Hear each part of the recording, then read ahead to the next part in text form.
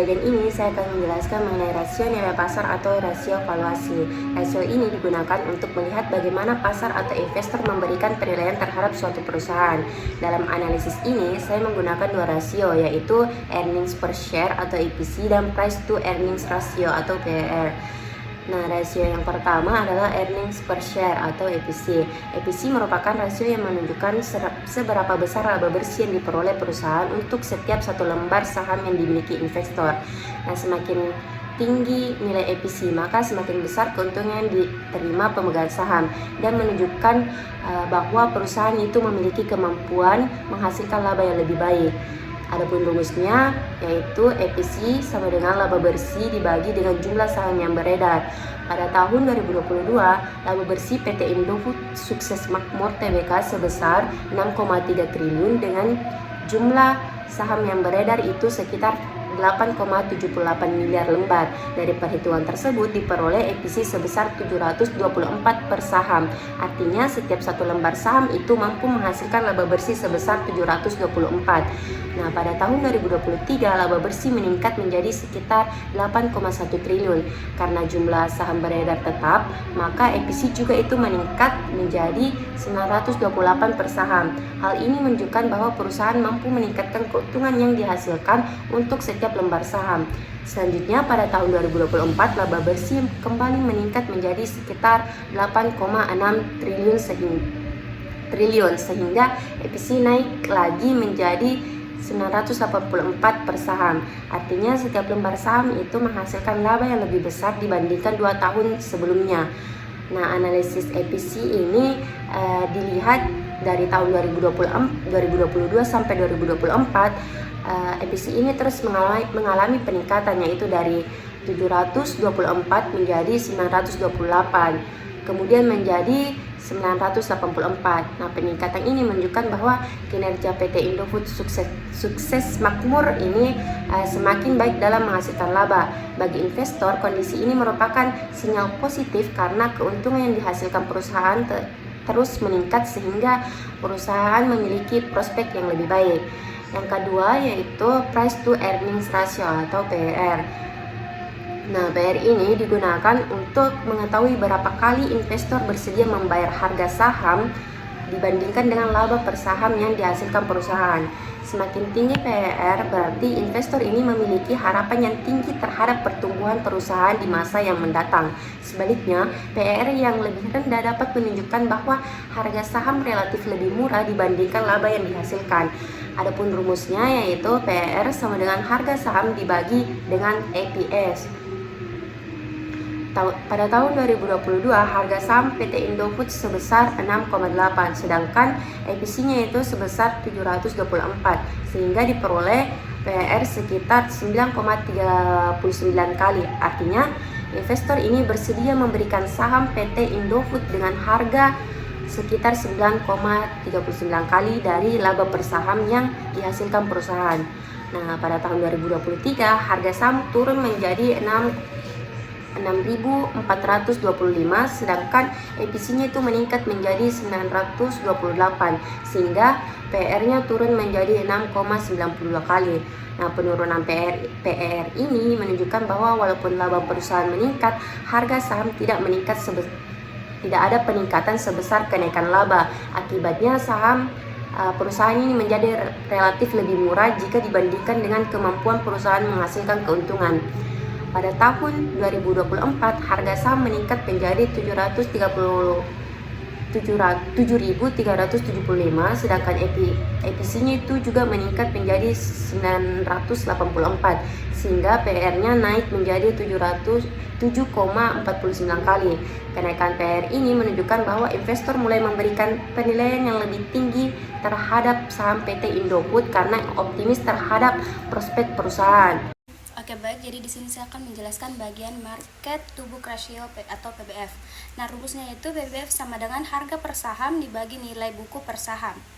PBF tahun 2022 yaitu 1,11 dengan 6.825 dibagi 6.132 sama dengan menghasilkan 1,11.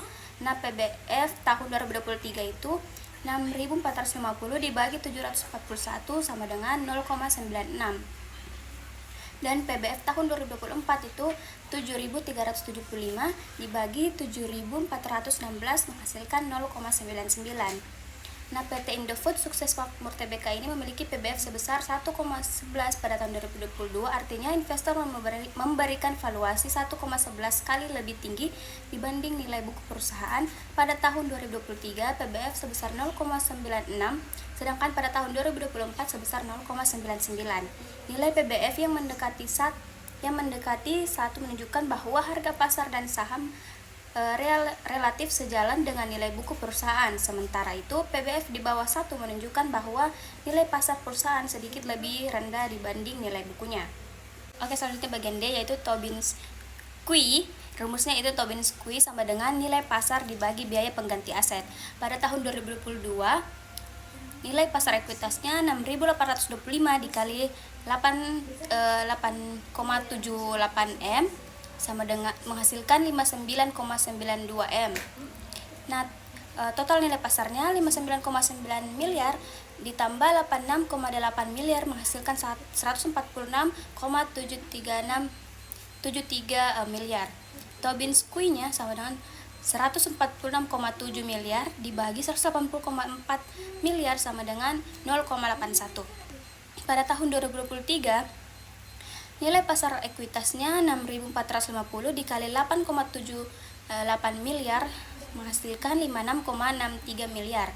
Nah, total nilai pasar 56,63 miliar ditambah 86,12 miliar menghasilkan 142,75 miliar.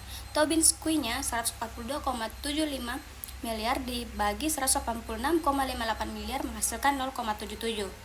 Tahun 2024 nilai pasar ekuitasnya 7.375 dikali 8,78 M menghasilkan 64,75 M. Total nilai pasarnya 64,75 M ditambah 91,86 M menghasilkan 156,620 miliar. Tobin's Q-nya 156,662 dibagi 201,71 menghasilkan 0,78. Nah, berdasarkan hasil perhitungan tersebut, nilai Tobin's Q PT Indofood Sukses Makmur Tbk pada tahun 2022 sebesar 0,81, tahun 2023 sebesar 0,77, tahun 2024 sebesar 0,78. Nilai Tobin's Q yang berada di bawah 1 menunjukkan bahwa nilai pasar perusahaan masih lebih rendah dibandingkan nilai aset yang dimiliki perusahaan. Dengan demikian, pasar belum memberikan penilaian yang lebih tinggi terhadap aset perusahaan.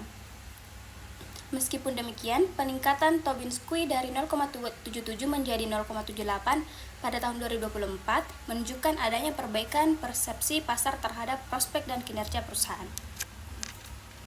Jadi sekarang saya akan menjelaskan terkait pendekatan DuPont. Nah, analisis DuPont itu merupakan metode yang digunakan untuk mengevaluasi kinerja keuangan perusahaan dengan menguraikan rasio profitabilitas menjadi beberapa komponen yang lebih rinci. Nah, melalui pendekatan ini, return on asset atau biasa kita kenal dengan ROA tidak hanya dilihat sebagai hasil akhir, tetapi juga dianalisis berdasarkan kemampuan perusahaan menghasilkan laba dari penjualan atau biasa kita sebut dengan profit margin, dan efektivitas penggunaan aset dalam menghasilkan penjualan atau total asset turnover. Nah, selain itu, analisis DuPont juga digunakan untuk mengukur return on equity atau biasa kita sebut dengan ROE, dengan menambahkan komponen equity multiplier, dan komponen ini mencerminkan struktur pendanaan perusahaan, yaitu sejauh mana aset perusahaan ini dibiayai oleh modal sendiri maupun liabilitas. Nah, semakin tinggi nilai equity multiplier, maka semakin besar juga proporsi penggunaan dana yang berasal dari kewajiban dibandingkan dengan ekuitas. Nah, sekarang saya akan menjelaskan terkait rumus ROA setelah menggunakan pendekatan DuPont. Nah, rumusnya yaitu laba bersih dibagi total aset sama dengan laba bersih dibagi penjualan dikali penjualan dibagi total aset. Nah, berdasarkan hasil perhitungan, nilai ROA pada tahun 2022 sebesar 5,10% yang diperoleh dari profit margin sebesar 8,30% dan total aset turnover itu sebesar 61,42%. Nah, pada tahun 2023, ROA ini meningkat menjadi 6,16% seiring dengan meningkatnya profit margin menjadi 10,29%. Meskipun total aset turnover ini mengalami penurunan menjadi 59,87%. Nah, selanjutnya pada tahun 2024, ROA ini kembali meningkat menjadi 6,49% yang didukung oleh kenaikan profit margin menjadi 11,29%, walaupun total aset turnover ini kembali menurun menjadi 57,40%. Nah, peningkatan ROA selama periode 2022 sampai 2024 ini menunjukkan bahwa perusahaan semakin mampu menghasilkan laba dari aktivitas penjualannya. Nah, kenaikan profit margin yang terjadi setiap tahun itu mengindikasikannya bahwa adanya peningkatan efisiensi dalam pengendalian biaya maupun kemampuan perusahaan dalam memperoleh keuntungan setiap rupiah penjualannya. Nah, dari sisi lain, penurunan total aset turnover ini menunjukkan bahwa pertumbuhan aset perusahaan itu lebih cepat dibandingkan dengan pertumbuhan penjualan, sehingga efektivitas pemanfaatan aset dalam menghasilkan pendapatan itu cenderung menurun. Nah, sekarang saya akan menjelaskan terkait rumus ROE setelah menggunakan pendekatan DuPont. Nah, rumusnya itu laba bersih dibagi total ekuitas sama dengan laba bersih dibagi penjualan dikali penjualan dibagi total aset dikali total aset dibagi total ekuitas. Nah, berdasarkan hasil perhitungan ROE pada tahun 2022 itu sebesar 9,83% dan nilai tersebut itu menunjukkan bahwa setiap satu modal yang ditanamkan pemegang saham itu mampu menghasilkan laba sebesar 0,0983. Nah, pada tahun yang sama nilai equity multiplier sebesar 192,72%, menunjukkan bahwa perusahaan ini mampu menggunakan kombinasi pendanaan yang berasal dari ekuitas dan liabilitas dalam menjalankan operasionalnya. Lalu pada tahun 2023, ROE ini meningkat menjadi 11,43%. Nah, peningkatan ini terjadi karena kenaikan profit margin yang cukup signifikan dari 8,30% menjadi 10,29%.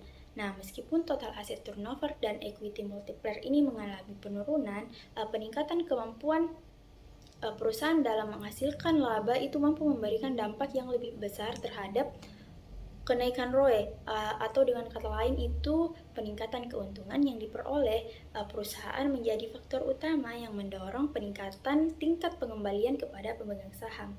Nah, pada tahun 2024, ROE ini kembali meningkat menjadi 11,99%. Nah, kenaikan ini sejalan dengan meningkatnya profit margin sebesar 11,29%. Nah, sementara total aset turnover dan equity multiplier ini kembali mengalami sedikit penurunan menjadi masing-masing 57,40% dan 185,7%. Nah, penurunan equity multiplier ini menunjukkan bahwa proporsi penggunaan utang dalam struktur pendanaan perusahaan itu cenderung menurun. Nah, kondisi ini tuh bisa diartikan sebagai upaya perusahaan untuk menjaga struktur modal yang lebih sehat dan mengurangi ketergantungan terhadap pendanaan dari liabilitas. Walaupun demikian, peningkatan profit margin yang berkelanjutan itu tetap mampu meningkatkan ROE perusahaan. I just had to let you know you're